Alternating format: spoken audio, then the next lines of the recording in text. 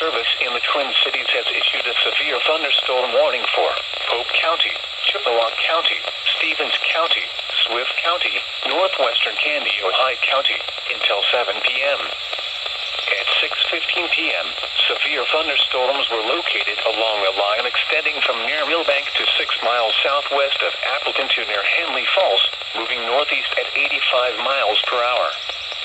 These are destructive storms for Appleton and BENSON. Expected hazards include 100 miles per hour wind gusts. This is a radar-indicated threat. At 6:08 p.m., Madison Airport reported a gust of 94 miles per hour. The following impacts are expected. You are in a life-threatening situation. Flying debris may be deadly to those caught without shelter. Mobile homes will be destroyed. Expect considerable damage to homes and businesses. Expect extensive tree damage and power outages. Severe thunderstorms will be near Granite Falls and Appleton around 6:20 p.m. Maynard and Lake Oliver around 6:25 p.m. Clara City around 6:30 p.m.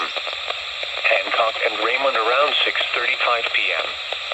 Karakovan, Shokayo and Cyrus around 6:40 p.m.